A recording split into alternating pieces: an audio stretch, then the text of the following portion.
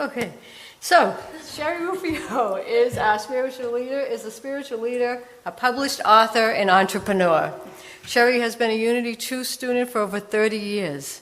In 2009, she stepped out of her role as the Board of Trustee member and director of the Youth Education Program at Unity of Central Massachusetts to become the founder and spiritual leader of Unity Radiant Light in Providence, Rhode Island, where she happily serves today. She is also the author of the middle grade fantasy book series, Amanda Fisher and the Source Crystals. The popular book series is loosely based on Charles Fillmore's 12 Powers. Cherie is currently pursuing her Master's in Divinity at Unity Worldwide Spiritual Institute and was recently accepted onto the path of ordination with Unity. Yes, she lives in Norwich, Connecticut with her husband Daniel and 3 dogs. Give a warm welcome. I'll give a warm welcome to Cherie.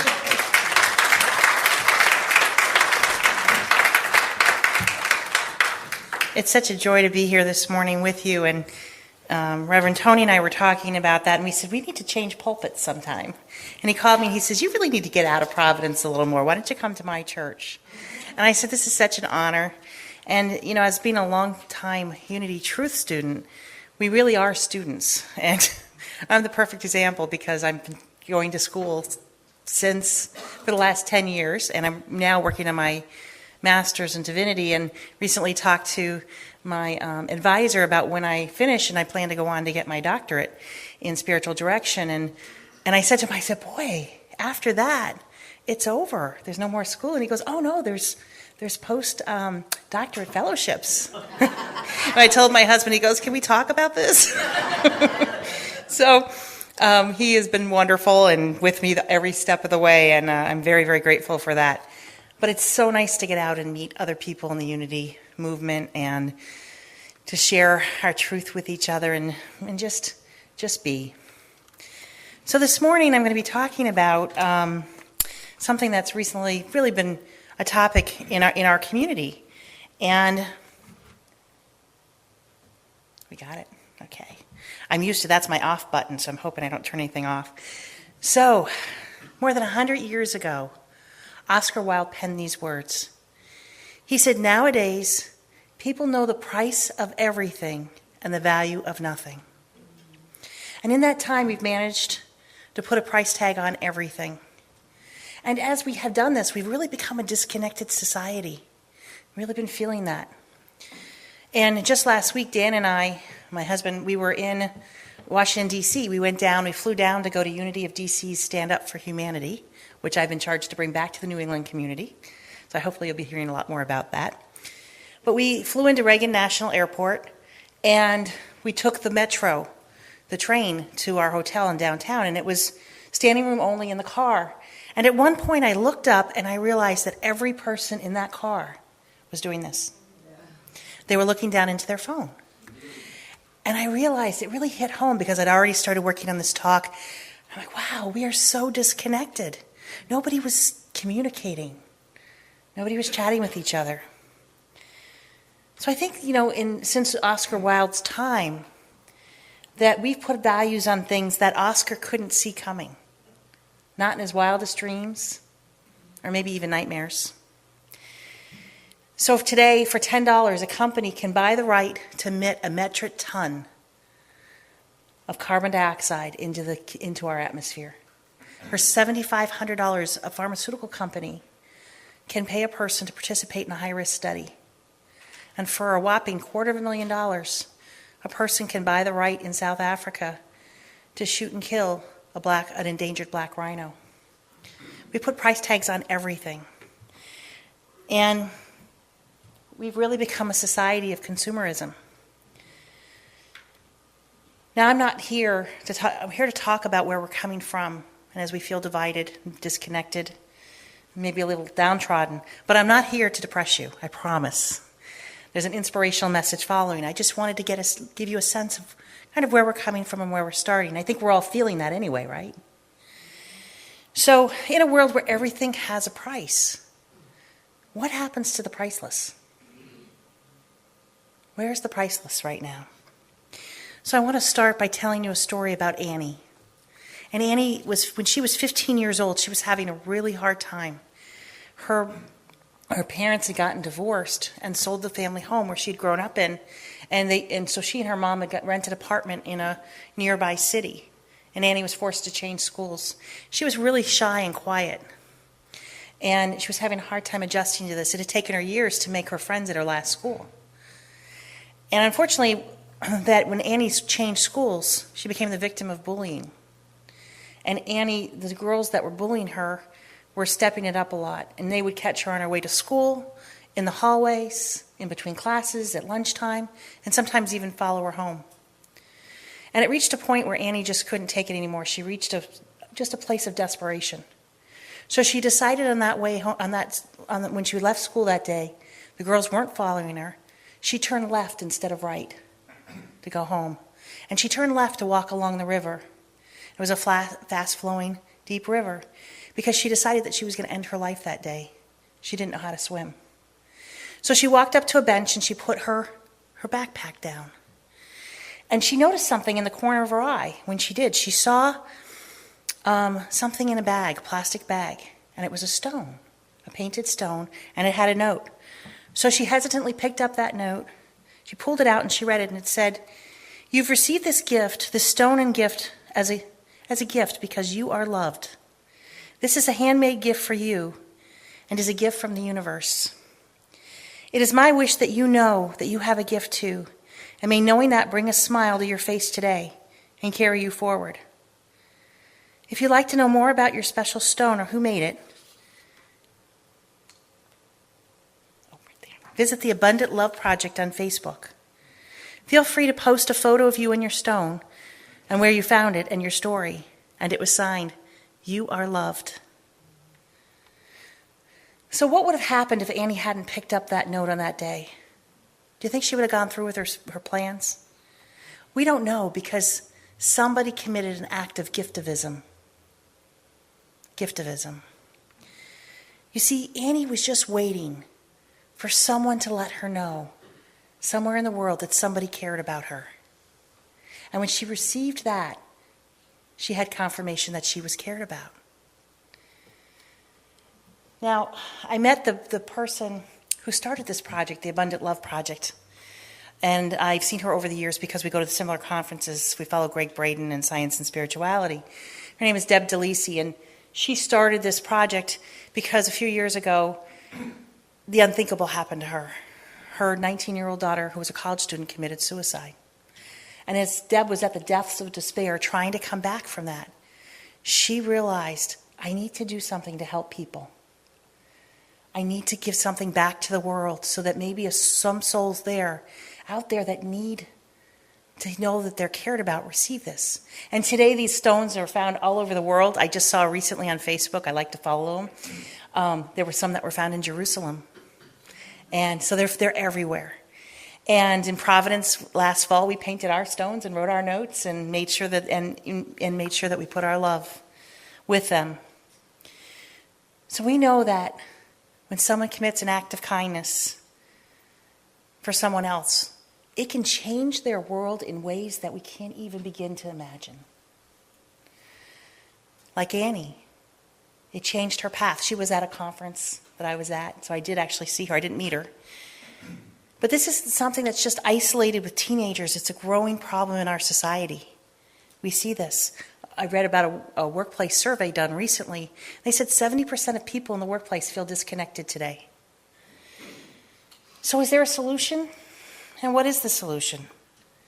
What can help us bring back this sense of belongingness, the sense of community, what we all experience when we're here in unity, but maybe don't feel sometimes when we're outside these doors? We know it's not going to be, the holiday season's coming, and it's not going to be in the gifts that we give. The sense of belongingness isn't in the gift, inside that box that we give to someone. It's inside that sense of communion that we have. We don't get the sense of communion with this. And I do use my cell phone a lot, my husband will tell you. But we don't have a sense of communion here. It lies in the realm of the priceless.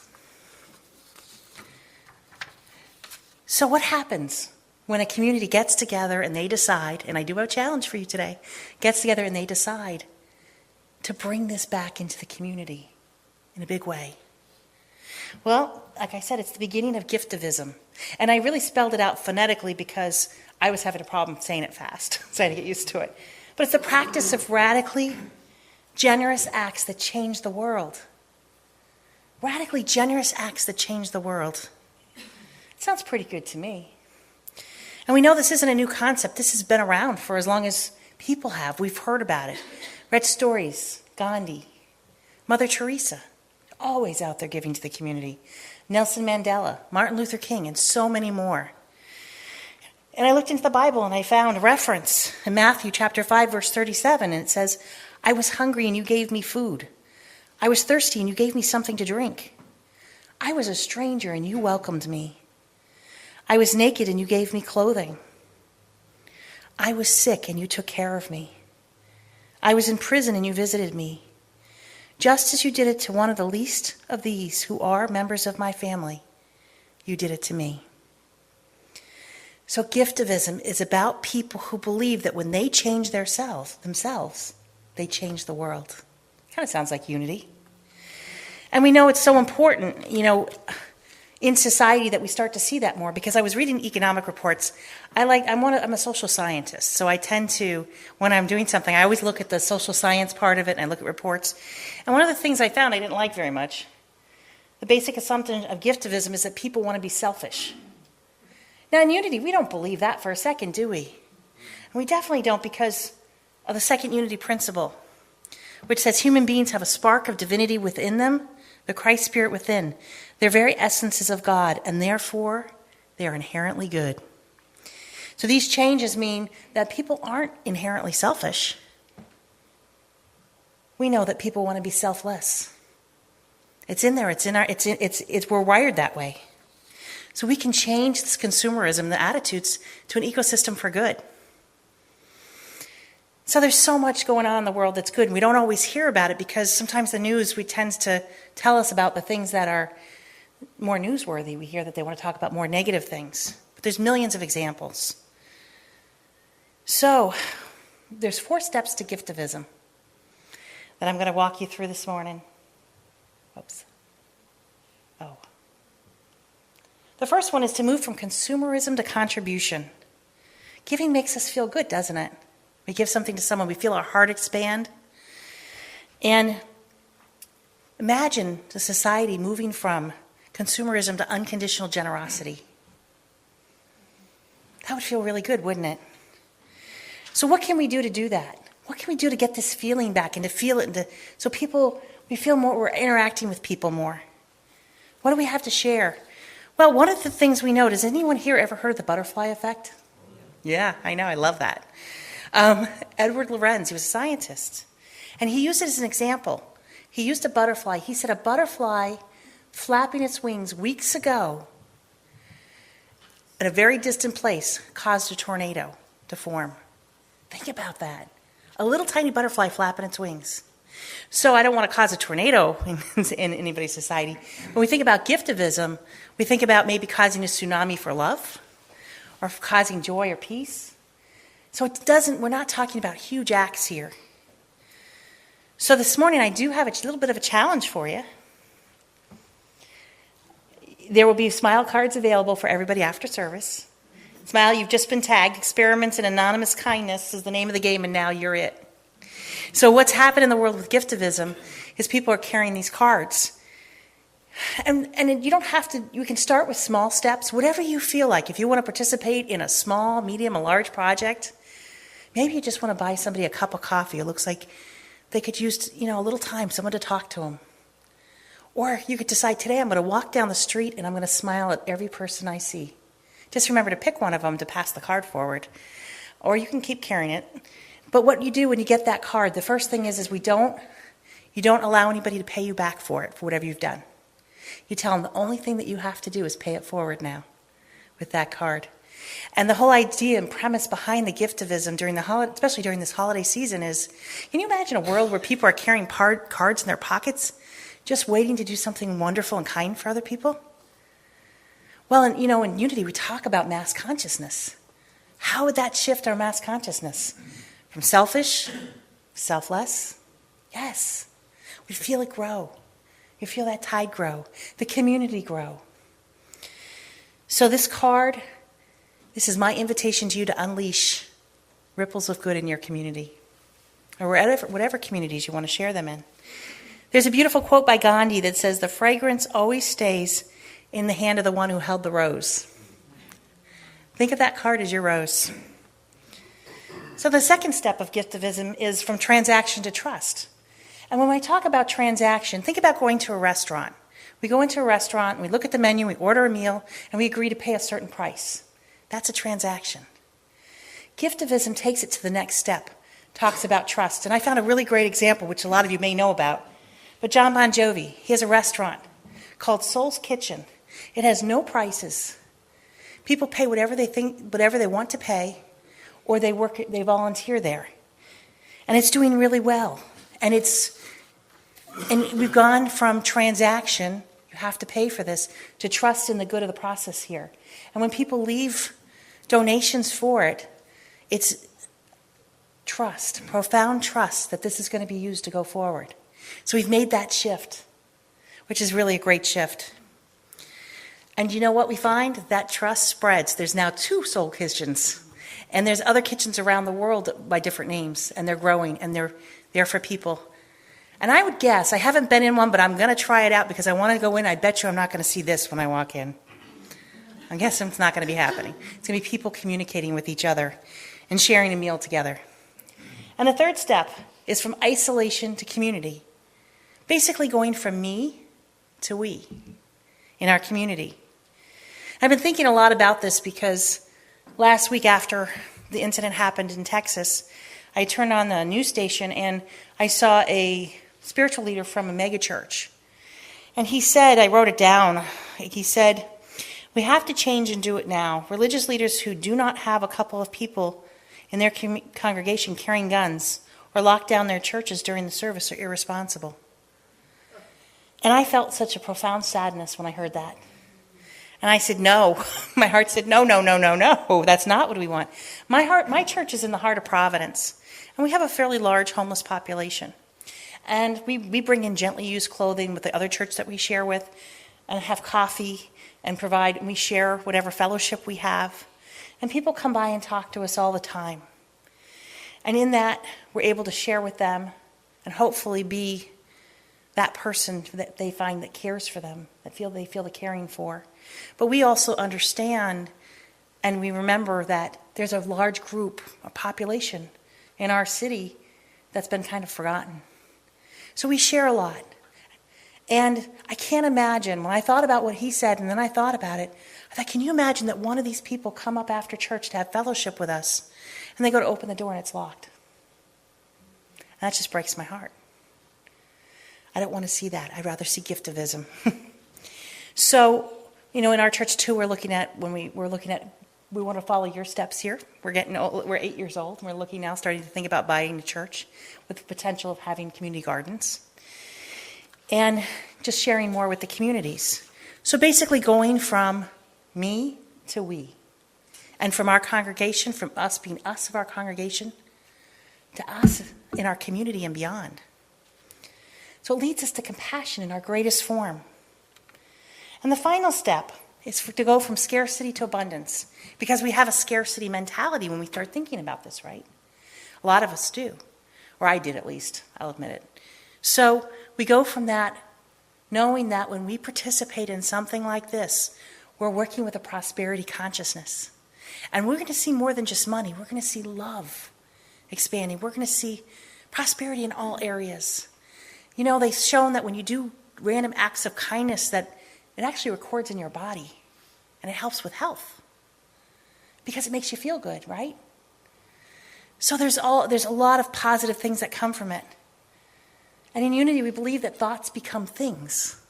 So as we move into this, we want this to become things. We want this community to expand beyond where we are in Rhode Island. So giftivism helps us unlock this breakthrough abundance. It leads to compassion in its greatest form. And I'm not here talking about giftivism as, well, maybe it's something we can plan in Unity and go out and try it. I'm not doing that because in each one of us, within us, we have the seeds of Giftivism, the seeds that we can share back with our community. And the one thing that we found, we go back to John Bon Jovi, who I absolutely have always loved his music. We go back to what he's done with the Soul Kitchens, and he's done so many other things. And they said, well, you know what, the thing about this is it's breaking the rules for business. And I heard someone say, which I thought was perfect, is that they're not breaking, that it doesn't work despite breaking every rule of business. It works because it breaks every rule of business. Because it's about compassion and it's about good. It's about love. And that's what Giftivism is.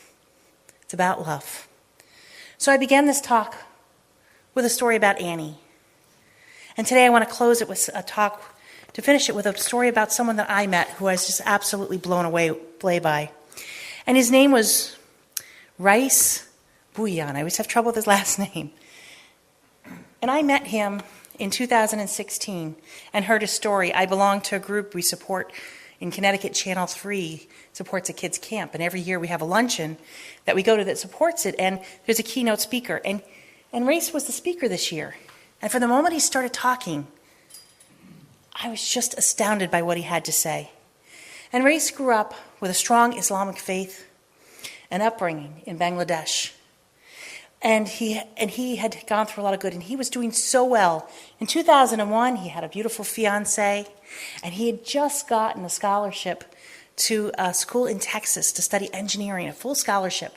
So he came over here to study, and he was going to go back when he was done and get married and bring his skills back to Bangladesh. Well, he arrived in September, which was in 2001, which was before his school would start in January, so he decided to work for a few months and got a job at a convenience store. And on September 21st, 2001, it was 10 days after the 9/11, a white supremacist calling himself the Arab Slayer walked into his store.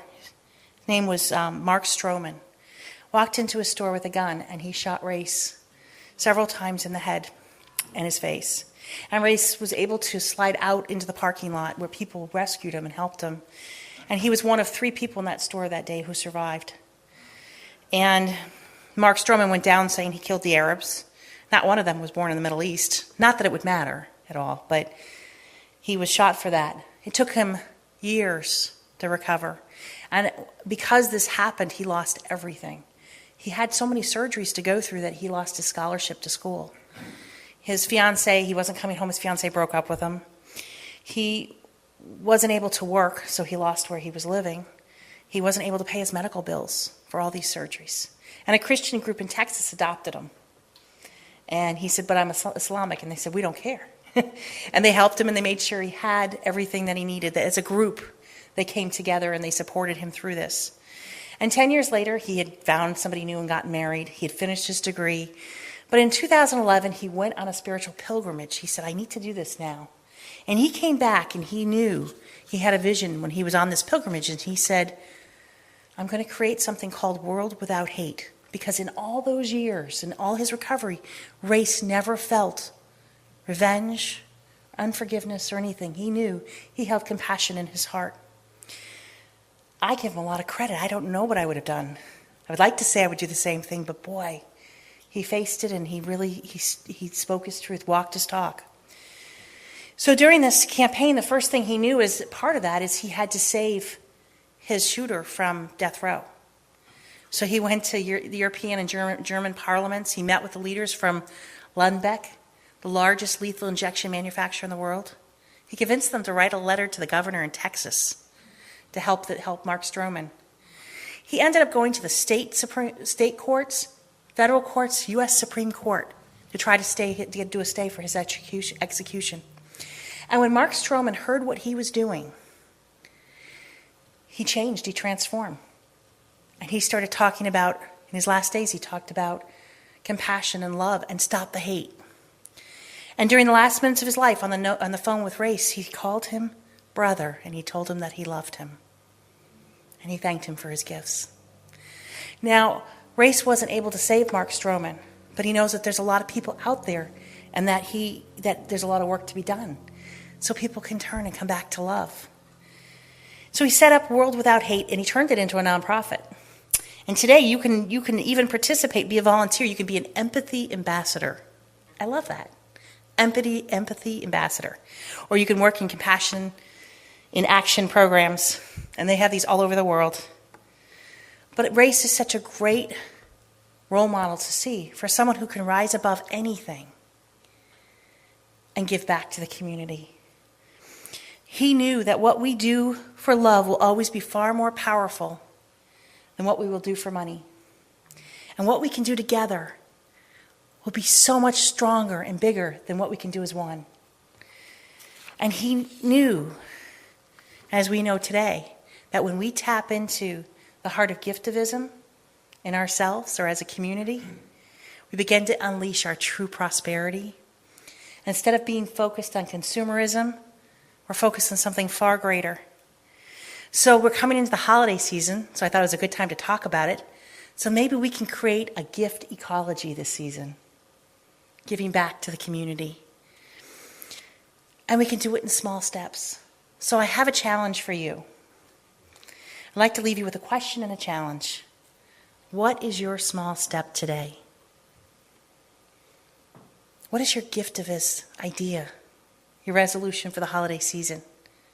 Just take a moment now and hold it in your heart.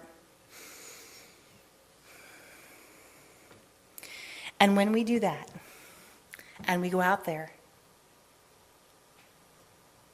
we will turn the impossible into I'm possible. We'll take that step. May we take that step. May we change ourselves. And may we change the world, especially during this holiday season. And do it. Let's turn the impossible into I'm possible. I think it's a great idea. Namaskar.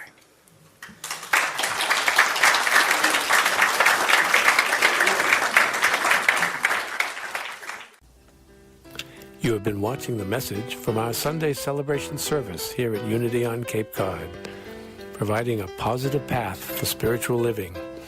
Please join us every Sunday morning at 10 a.m. at 147 Walton Ave, Hyannis, Mass. And visit us online at www.unityoncapecod.org.